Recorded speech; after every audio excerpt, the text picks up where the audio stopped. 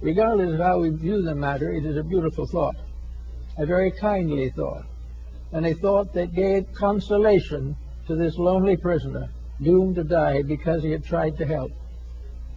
Actually, therefore, before his death, truth took Boethius through all the worlds of space, through the great realms beyond where he could not go himself. Truth showed him how right he had been in certain guesses and certain suggestions. Truth also told him that she had helped him to form these ideas within his own consciousness, that as long as he served her, she would stay with him, and he would never be alone again. So Boethius, when the time came, passed on without fear or doubt, and his little book has brought comfort and insight to millions of people in a world that he never lived to know about or understand. This brings us very definitely to the concept that we had for the discussion of the morning, namely, truth as love. That truth is a being, a power, a quality. Truth is the most dramatic, dynamic way that leads to reality. But what is truth to us? How do we understand truth? Well, probably we understand it very much as Boethius understood it. We understand it by a little effort to grow. We try to be a little better today than we were yesterday, and we continue to grow a little every day. But the first step that we take toward reality brings us this contact, this something that walks with us the rest of the way. The first sincere, dedicated effort to live the life of truth brings truth to you, and truth walks with you to the end of your days. This was the idea of the Pythagoreans and the Platonists. It was the result of the individual earning dedication by his own dedication. When we do a definite good thing, when we serve those in need, when we improve the nature of our own contemplations, we have made an important connection in life. And once this connection is made, it cannot die. Once we become aware, or once we have given birth out of our own souls to the soul of truth, that soul will live on. It will go with us, maybe age after age. We may backslide and forget and lose and transgress, but once we have made a sincere effort to try, we have taken the first step to eternity. We have taken the first move in the direction of everlasting peace. And therefore it was quite proper for these ancients to think of love as the faithful friend, something that could carry on beyond all of the powers of the mind. The mind can be deceived, the body can be punished, but the truth in the soul goes on. Nothing can stop it once it has started. And the first good deed dedicated unselfishly is the beginning of the long road that leads to regeneration. Buddha brings us the same point when he says that the journey to truth begins with a single step. The single step in the Greek system was the first absolutely unselfish, dedicated effort to serve. The one moment in life when we outstrip ourselves, when we are bigger than ourselves, and place a common good above our personal advantage. As long as we are selfish, truth remains alone for us and weeps. The moment we are selfish in our thinking, or in our actions, or in our codes of life, we cut ourselves off from the eternal love which is saved for us in the wonders and mysteries of the mystic life.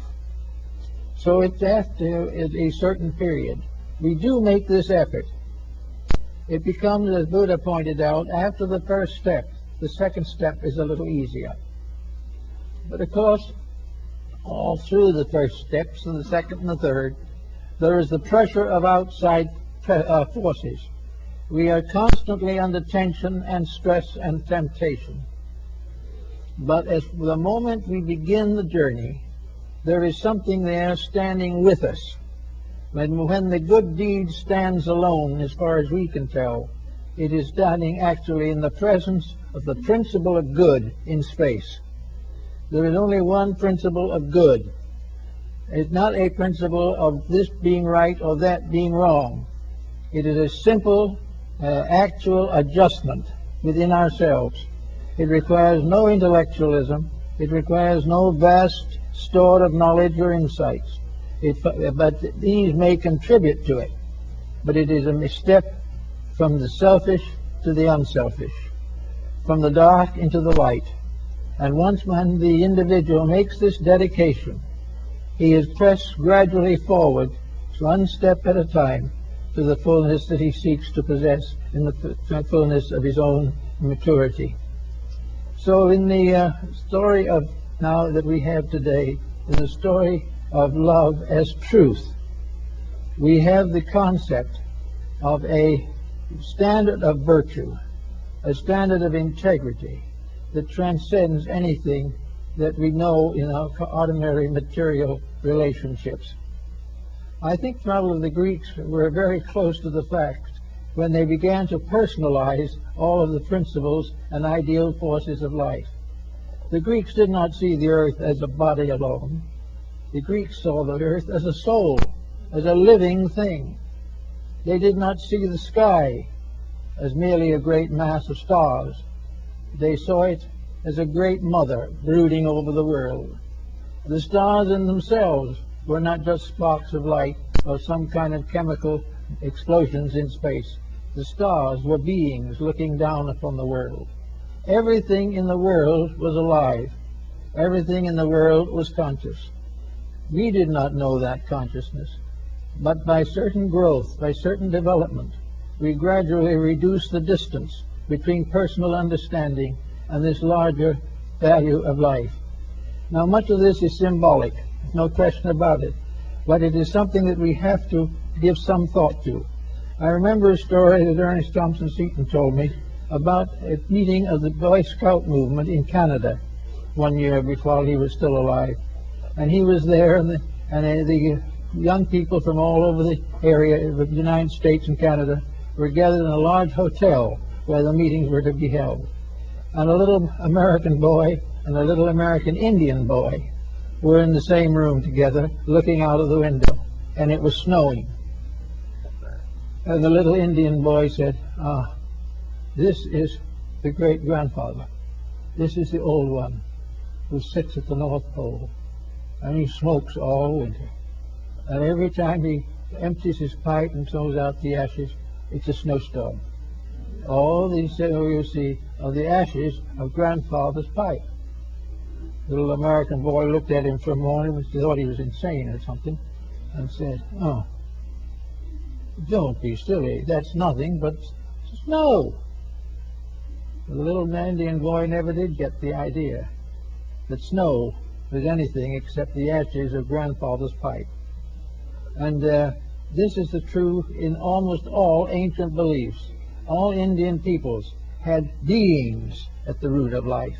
All Chinese people had beings. Hindus had beings. Greeks had beings.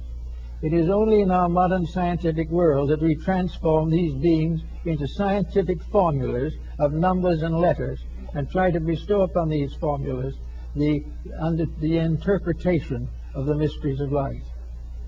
You cannot follow the scientific method we use today to find the secrets of anything except the most transcendent material objectives. Actually, the answers to all of the riddles of knowledge, the source of energies, the source of life, of time, of light and darkness, of good and evil, are all formulas of vibratory rates, and they are all alive. Everything has some kind of life in it. It is in the stone, it is in the star. They are tied together by a tremendous unity.